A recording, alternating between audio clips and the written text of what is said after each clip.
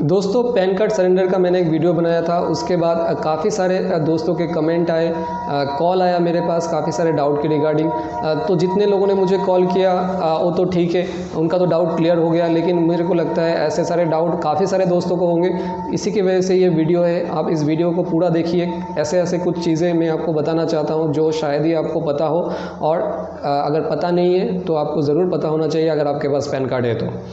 मैं हूं देवराज और नौकरी अड्डा चैनल में आप सबका स्वागत करता हूं। सबसे पहले तो पैन कार्ड किसको सरेंडर नहीं करना है। अगर आपके पास 10 पैन कार्ड भी है लेकिन अगर नंबर सेम है तो आपको पैन कार्ड सरेंडर नहीं करना है। अगर आपके पास पैन कार्ड का नंबर अलग है तभी आपको जाके पैन कार्ड सरेंडर करना पड़ता है, और इसके लिए सिर्फ एक ही तरीका है, जो भी नज़दीक के इनकम टैक्स ऑफिस है आपको वहीं पे जाना पड़ेगा। इसके अलावा और कोई तरीका नहीं है, और ये बिल्कुल फ्री प्रोसेस है। इसके लिए आपको कोई भी पैसा नहीं देना है। दूसरी बात, फिज़िकल मोड और डिजिटल मोड, ये दो मोड में पैन कार्ड बनता है। फिज़िकल मोड में किसका बनता है और डिजिटल मोड में किसका बनता है और क्या दिक्कतें आती है मैं आपको बताता हूँ। फिज़िकल मोड, अगर उम्र 18 साल से कम है मतलब माइनर है तो डिजिटल मोड में पैन कार्ड नहीं बनता है। इसका KYC नहीं होता है, आपको फिज़िकल मोड में ही करना है। और फिज़िकल मोड में आप कर रहे हैं तो वो डॉक्यूमेंट को आपके जो भी जोनल ऑफिस होता है उस जोनल ऑफिस में भेजना पड़ता है। अगर आप नहीं भेज रहे हैं, या तो अगर आप कहीं ऐसे जगह से करवाया है जो ऑथराइज जगह नहीं है, तो आपका वो डॉक्यूमेंट अगर नहीं भेजेंगे तो बाद में जाके पैन कार्ड जो है वो डीएक्टिवेट हो जाएगा और आपको रीज़न पता भी नहीं लगेगा। इसलिए ज़रूर ऑथराइज जगह से करवाइए और खुद से करने की कोशिश मत कीजिए। खुद से कर भी रहे हैं तो आप ज़रूर उसका प्रिंट आउट लीजिए, फॉर्म का जो फाइनल फॉर्म होता है, उसके बाद उसको सबमिट करने के लिए उस जोनल ऑफिस में भेजिए।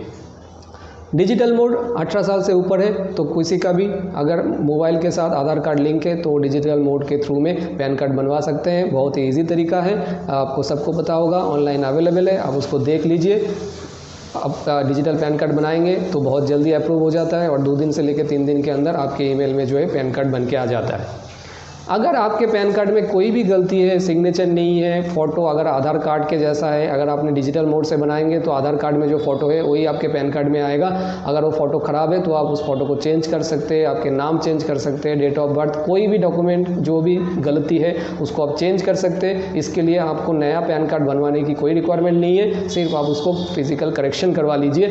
अगेन मैं बोल रहा हूँ, किसी भी ऑथराइज जगह से करवाइए, अपने से खुद से करने की कोशिश मत कीजिए, क्योंकि देखने में बहुत सारी चीज़ें सही लगता है लेकिन कुछ चीज़ें जो दिक्कतें आती है वो प्रोफेशनल लोगों को ही पता होता है, और उस दिक्कतों को आपको समझ में नहीं आएगा और बार बार गलत होने से आपको जो है परेशानी बढ़ेगा और पैसा भी खराब होगा। अभी आप एडल्ट भी है लेकिन आपका फिज़िकल जो है डिजिटल मोड में जो है आपका पैन कार्ड नहीं बन रहा है, लास्ट में जाके KYC नहीं हो रहा है। इसका 2 रीज़न होता है। एक है आपका आधार कार्ड के साथ मोबाइल नंबर अगर लिंक ना हो तो आपके पास OTP नहीं जाएगा, फिर KYC नहीं होगा। और दूसरा है, अगर आपके आधार कार्ड में एड्रेस बहुत बड़ा है, मतलब उसमें 135 लेटर अगर आपके से ज़्यादा आपके एड्रेस आधार कार्ड में है तो फिज़िकल मोड में वो एक्सेप्ट नहीं करता है, डिजिटल मोड में वो एक्सेप्ट नहीं करता है। तो अगर आपका एड्रेस छोटा सा है और 135 लेटर से कम उसमें है तभी जाके जो है KYC होता है। ये बात अगेन आपको समझ में नहीं आता है, आप बार कोशिश करते हैं, पेमेंट होने के बाद KYC जो है वो फेल हो जाता है। तो पहले आप एड्रेस को देख लीजिए, जैसे आपका एड्रेस अगर छोटा है तभी जाके आपका KYC होगा और आप डिजिटल मोड में कर सकते हैं। तो पैन कार्ड के रिलेटेड ये कुछ चीज़ें था, सवाल थे जो मेरे पास बार आ रहा था, तो मैंने ये आपको क्लैरिफाई कर दिया। अगर आपको भी इससे ज़्यादा कोई सवाल है, आप अगर कुछ पूछना चाहते हैं तो आप कमेंट बॉक्स में कमेंट करके पूछ सकते हैं, या नंबर जो है चैनल के नंबर में भी फ़ोन कर सकते हैं। जो भी मेरे से हो सकता है मैं करूँगा, लेकिन मैं अगेन आपको बता रहा हूँ, किसी भी एजेंट के थ्रू आप करवाने की कोशिश मत कीजिए। जो भी आपके नियरेस्ट कॉमन सर्विस सेंटर है या कोई भी साइबर कैफ़े है उसके थ्रू ही आप करवाइए, तभी जाके आपका जो है काम अच्छा होगा।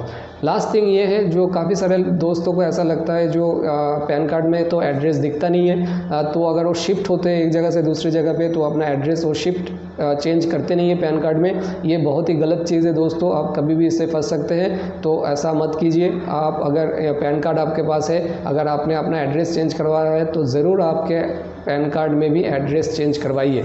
भले ही उस दिखता ना हो, लेकिन आपको जब भी रिक्वायरमेंट आएगा, आप इनकम टैक्स रिटर्न भर रहे हैं या आप इनकम टैक्स रिटर्न के थ्रू अगर कोई भी लेटर आपके पास जाता है तो आपके एड्रेस में पहुंचेगा नहीं। सही टाइम पे अगर आपके पास इंफॉर्मेशन नहीं पहुंचेगा तो आप मुश्किल में पड़ सकते हैं। तो इसलिए ज़रूर उसका एड्रेस चेंज करवाइए। आशा करता हूँ आपको समझ में आया होगा। ऐसे वीडियो देखने के लिए बने रहिए चैनल के साथ। अगर मुझे और कुछ पता लगेगा ज़रूर मैं आपको साथ शेयर करूँगा। धन्यवाद।